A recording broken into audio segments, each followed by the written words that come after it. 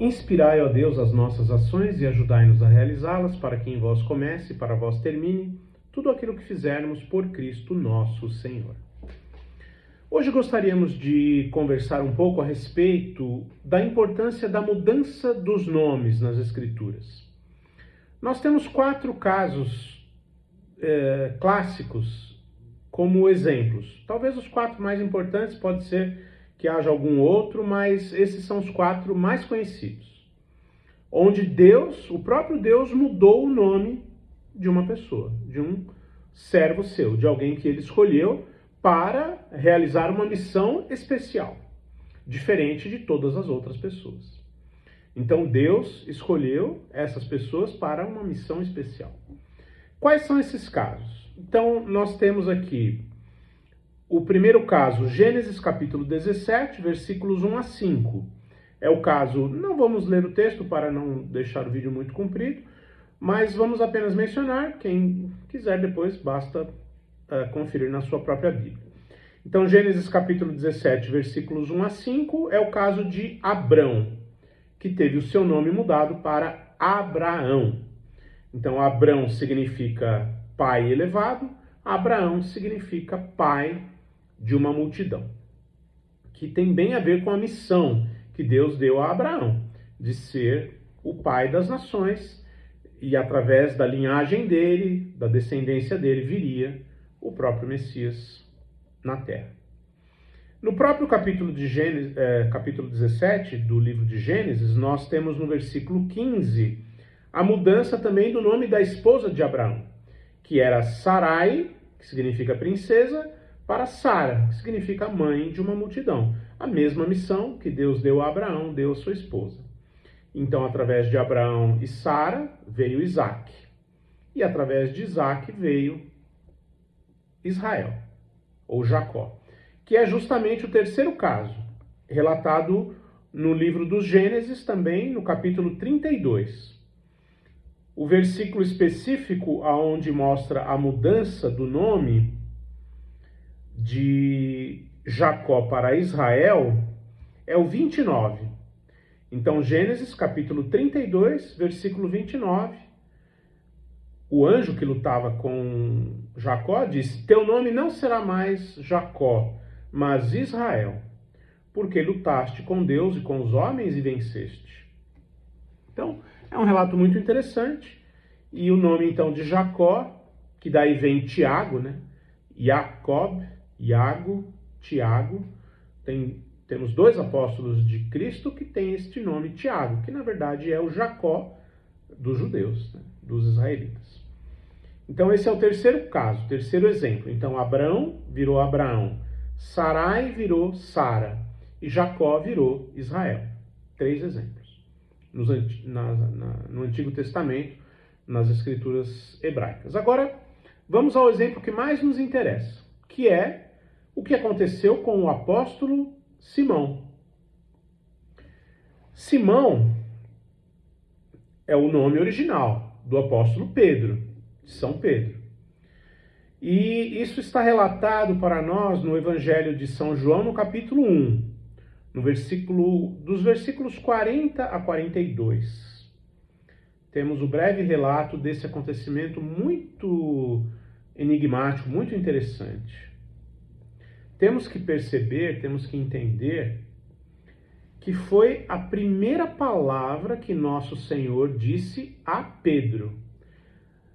Nosso Senhor não deu bom dia, não falou oi, tudo bem, não falou nada. A primeira coisa que Cristo disse para Pedro, é isso aqui que nós vamos ler aqui agora no Evangelho de São João, capítulo 1. Versículo 40, diz assim: André, irmão de Simão Pedro, era um dos 2 que tinham ouvido João Batista e que o tinham seguido. Foi ele então logo à procura de seu irmão e disse-lhe: achamos o Messias, que quer dizer o Cristo.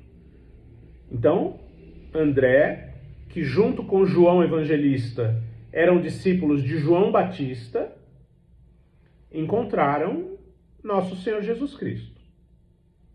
Por isso que Santo André é chamado de o protóclito, porque ele é o primeiro discípulo de nosso Senhor Jesus Cristo, até mesmo antes do que São João Evangelista. Olha que interessante o que diz o versículo 42 do Evangelho de João, capítulo 1. Santo André, ou André, levou-o a Jesus, ou Simão, e Jesus, fixando nele o olhar.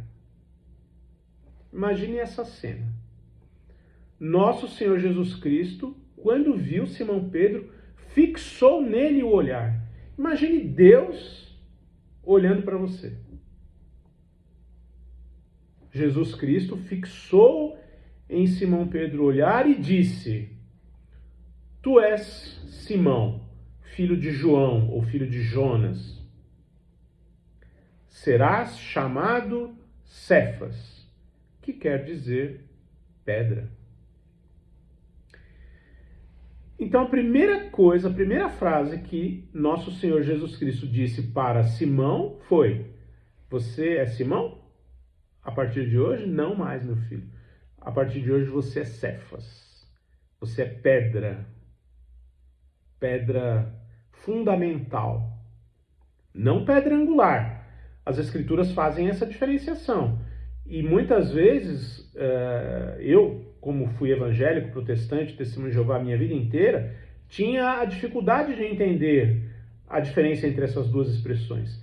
Porque a Igreja Católica ensina que Pedro é a pedra, é a rocha sobre a qual nosso Senhor fundou a sua igreja, conforme o Evangelho de São Mateus, capítulo 16, versículos 18 a 20. Então, Pedro é a rocha fundamental, é a base, é o fundamento, é o piso, é o chão da igreja. Nosso Senhor Jesus Cristo, conforme São Paulo explica na sua carta aos Efésios, capítulo 2, se eu não me engano, nosso Senhor Jesus Cristo é a pedra angular da igreja. O que é a pedra angular? É a pedra do ângulo. Logicamente é a pedra principal, a do ângulo. Nosso Senhor Jesus Cristo é sempre o principal para tudo.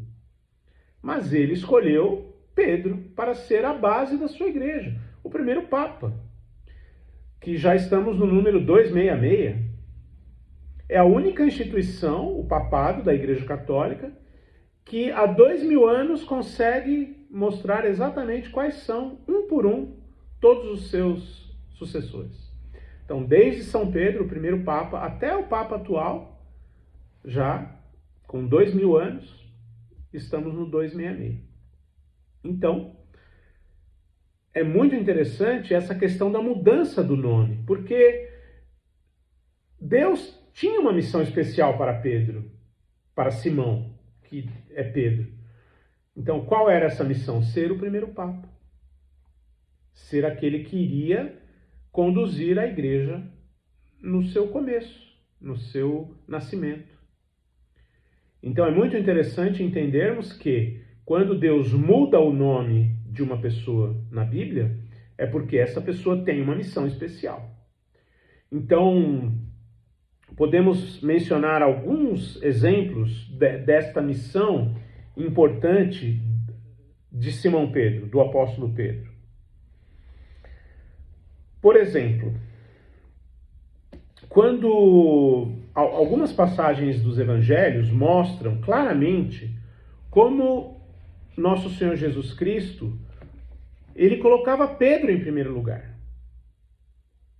Muitas vezes. Por exemplo, em Cafarnaum, logo no início, Marcos capítulo 1, versículo 29, diz que nosso Senhor se hospedou na casa de um dos 12 apóstolos. De quem que nosso Senhor se hospedou na casa? Simão Pedro. Depois, em Lucas capítulo 5, versículo 3, diz que Jesus estava às margens do lago de Genezaré e encontrou ali duas barcas. As multidões o comprimiam, todos queriam chegar perto dele. Diz que Jesus encontrou duas barcas. Ele escolheu uma das barcas. De quem? A barca de Simão Pedro. Quando muitas vezes a Bíblia mostra que Jesus escolhia dentre os 12 apenas 3 para algumas ocasiões mais importantes, Pedro estava sempre em primeiro lugar. Podemos citar aqui o caso da ressurreição da filha de Jairo, conforme Marcos 5,37 e Lucas 8,51. Então Jesus tinha os 12 que estavam sempre com ele, os 12 apóstolos. Ele separou 3. Quem são esses 3? Pedro, Tiago e João, os 2 irmãos, os filhos de Zebedeu. Então Pedro é sempre o primeiro a ser mencionado. Então Pedro, Tiago e João são os 3 discípulos mais importantes. Os 4, Pedro, Tiago, João e André. E assim por diante. Outra ocasião, na transfiguração, quando Jesus mudou de figura.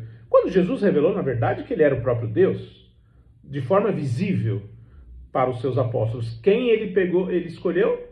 Esses 3, os mesmos 3. Pedro, Tiago e João. Então Pedro sempre à frente. Lá na paixão de Cristo, próximo à sua morte, durante a agonia no Horto das Oliveiras, ou no Horto de Getsêmani, Marcos 14:33 e Mateus 16:37. Quem estava ali? Pedro, Tiago e João. Pedro sempre mencionado em primeiro lugar. Olha que outro fato interessante. Conforme Mateus 17, 24 a 27, diz que os cobradores de impostos chegaram a quem? Para cobrar o imposto de nosso Senhor Jesus Cristo? A Pedro. Ou seja, as próprias pessoas de fora sabiam quem era o apóstolo mais importante. Então eles se dirigiram a Pedro. Pedro, o seu mestre não paga o imposto? Pedro ficou assustado. Aí foi perguntar para Jesus. Jesus disse, não, a gente paga. Aí aquela história, né? A César, o que é de César, a Deus, o que é de Deus. Mas o interessante é que, além dos cobradores perguntarem para Pedro e não para os outros 11, diz que Jesus pagou o imposto. Para quem Jesus pagou o imposto? Não foi que Nosso Senhor disse, olha, Pedro, vai lá, pesca, vai vir um peixe, ali vai ter 2 moedas, uma para mim e outra para você. Não é interessante? Nosso Senhor pagou o imposto para ele mesmo, para o Cristo e para Pedro, para mais ninguém. Os outros apóstolos tiveram que pagar os seus próprios impostos, tiveram que dar o seu jeito. Não é interessante? Muito bem. Olha que outra passagem muito interessante. João capítulo 13, versículo 6. Quando Nosso Senhor, já na última ceia, ele realiza aquele ato de humildade maravilhoso. Ele lavou os pés dos seus apóstolos. Quem foi o primeiro que teve os seus pés lavados?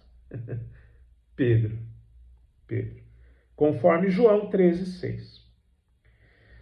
Agora, uma outra passagem muito interessante é aquela de Lucas capítulo 22, versículos 30 e 31. Diz que Nosso Senhor rezou diretamente por Pedro.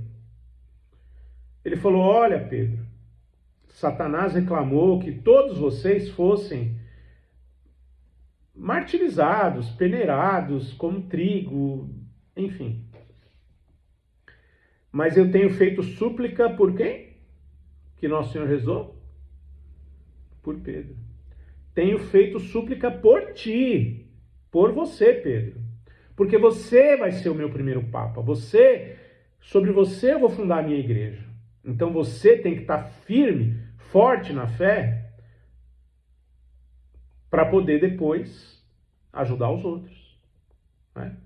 E essa súplica de Cristo, ela teve o seu efeito mais para frente, né? Porque logo ali depois, naquela mesma noite, temos o relato dos evangelhos, o próprio São Pedro negou Cristo 3 vezes.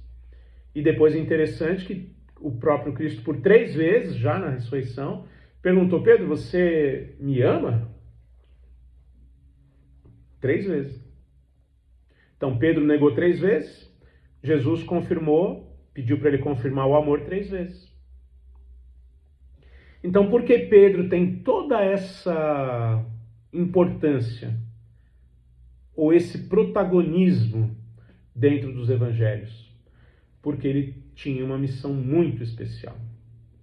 Essa missão toda especial, depois nos Atos dos Apóstolos também, nós encontramos como é sempre Pedro que está à frente de tudo, nos Evangelhos, nos Atos, depois nas cartas. É interessante notarmos que São Paulo é o que mais se refere a Pedro como Cefas. Por que será? Nada na Bíblia é à toa, né? Nada é à toa. Porque São Paulo, ele foi o maior conquistador de Cristo. Apesar de não estar entre os 12, São Paulo foi o que mais pregou. São Paulo foi o que mais escreveu cartas. São Paulo foi o que mais viajou. São Paulo... Falar da Igreja de Cristo e não falar de São Paulo como talvez o segundo maior protagonista é talvez uma injustiça. Mas São Paulo, com todo esse protagonismo, também São Paulo com toda a sua importância, ele faz questão de chamar Pedro de Cefas. Por quê? Ele está reconhecendo que Pedro é o Papa. São Paulo era um bispo importantíssimo. Vamos dizer, se tivesse 13 apóstolos, São Paulo é o 13º, né? E é o que mais escreveu, o que mais se destacou. Mas ele fazia questão de chamar Pedro de Cefas. Estive em Jerusalém, lá encontrei Tiago e João, as colunas e Cefas, né? Ou primeiro Cefas, né? Então São Paulo tinha essa questão da hierarquia. Ele sabia respeitar a hierarquia dentro da igreja. Mesmo naquela ocasião em que houve ali uma discussão entre eles, e que o próprio Pedro estava agindo de forma errada, São Paulo o corrigiu. Mas é assim que funciona dentro da igreja. Os irmãos se corrigem. Eles querem a elevação uns dos outros. Então São Paulo, apóstolo, reconheceu a primazia de Pedro, de São Pedro, o primeiro Papa. Então a importância da mudança dos nomes mostra a importância da missão que a pessoa recebeu do próprio Deus e cumprir essa missão. Então que todos nós saibamos entender e verificar esses fatos interessantes que podemos encontrar dentro da leitura das Sagradas Escrituras, para que nos ajudem a levarmos a nossa vida também de uma forma que possa melhor agradar a Deus. Louvado seja o nosso Senhor Jesus Cristo, para sempre seja louvado.